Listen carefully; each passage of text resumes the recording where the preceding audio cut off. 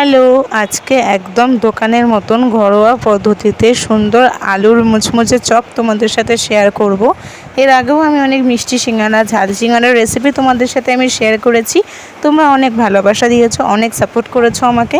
আর আজকে আমি শেয়ার করব একদম ঘরোয়া পদ্ধতিতে আলুর চপ।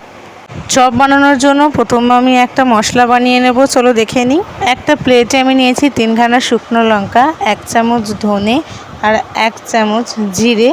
এটা এবার ভালো মতন করে ড্রাই রোস্ট করে নেব। আর তার জন্য এখানটা ননস্টিক কড়া বসিয়েছি। আর মশলাগুলো দিয়ে এবার ভালো করে গ্যাসটা মিডিয়াম ফ্লেমে রেখে আমি ভেজে তুলে নিয়েছি। আর এটাকে আমি ভালো মতন করে গুঁড়ো করে পাউডারও করে নিয়েছি। এবার ওই প্যানের মধ্যেই দিয়ে দেবো অল্প পরিমাণে সর্ষের তেল। আর তেলটা গরম হয়ে গেলে এর মধ্যে দিয়ে দেবো আগে থেকে কেটে রাখা পেঁয়াজ। পেঁয়াজটাও মিডিয়াম ফ্লেমে ভালো করে ভেজে নিয়ে হালকা যখন ব্রাউন কালার হয়ে যাবে এর মধ্যে দিয়ে দেবো 1 চামচ আদা রসুন বাটা। ভালো করে আদা রসুন বাটাটা পেঁয়াজের সাথে ভালো করে মিশিয়ে একটা সুন্দর পেস্ট আমি তৈরি করে নিলাম। তারপরে যখন এটার থেকে হালকা তেল ছাড়বে এর মধ্যে স্বাদ মতন লবণ, অল্প পরিমাণে হলুদ গুঁড়ো, ঝাল অনুযায়ী তোমরা লঙ্কার গুঁড়ো দেবে, আর দিলাম 1 চামচ জিরে গুঁড়ো দিয়ে ভালো করে মশলাটা আমি কষিয়ে নিচ্ছি। মশলা কষানো হয়ে গেছে, তেলও ছেড়ে দিয়েছে। আর এই দিকে আমি আগে থেকে আলু সিদ্ধ করে খোলা ছাড়িয়ে রেখে দিয়েছি।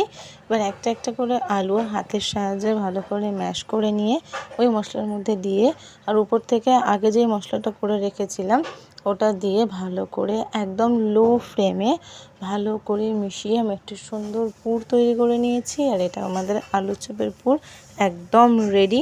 আর একটা ফ্ল্যাট প্লেট বলো বা ডিশ বলো, যেটাই বলো না কেন, তার উপর রাখবে, যাতে খুব তাড়াতাড়ি এটা ঠান্ডা হয়ে যায়। আর ঠান্ডা হওয়ার পরে কিন্তু পুরটা তৈরি করবে, তাহলে কিন্তু সুন্দরভাবে পুরটা তৈরি হবে।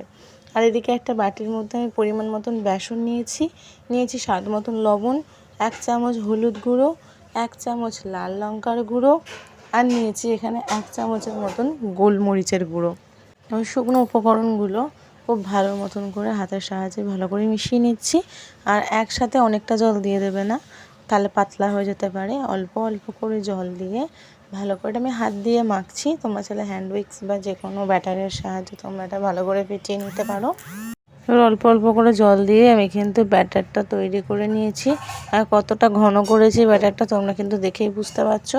আর এর মধ্যে 1 চামচের মতন সাদা তেল দিয়ে আমি ভালো করে ব্যাটারটা আরেকটু স্মুথ করার জন্য ফেটিয়ে 15 মিনিটের জন্য এটা আমি রেস্টে রেখে দিলাম।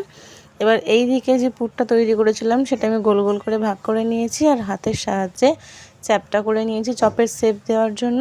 এবার এগুলো এরকম করে আমি একটা একটা করে প্রত্যেকটা এরকম চ্যাপটা চ্যাপটা করে শেপ দিয়ে ভালো করে বেসনের মধ্যে ডুবিয়ে এই যে সুন্দর করে একদম ডিপ ফ্রাই করে নিচ্ছি। আর একটা জিনিস লক্ষ্য করেছো, চপগুলো কি সুন্দর ফুলেছে না? আর তোমরা যদি চাও ওই ব্যাটারের মধ্যে 1 চামচ খাবার সোডাও দিতে পারো আরও ক্রিস্পি করার জন্য। ঠিক এইভাবেই আমি প্রত্যেকটা চপ ভেজে তুলে নিয়েছি। আর আজকের এই চপের রেসিপিটা কীরকম লাগলো কমেন্টে জানিও। বাড়িতে একদিন অতি অবশ্যই বানিয়ে খেও। ভিডিওটা যদি ফেসবুক থেকে দেখে থাকো চ্যানেলটা আমার ফলো করতে ভুলো না। আর ইউটিউব থেকে দেখলে চ্যানেলটা সাবস্ক্রাইব করে পাশে থেকো। ভালো লাগলে ভিডিওটা একটা লাইক করে কমেন্ট করে পাশে থেকো।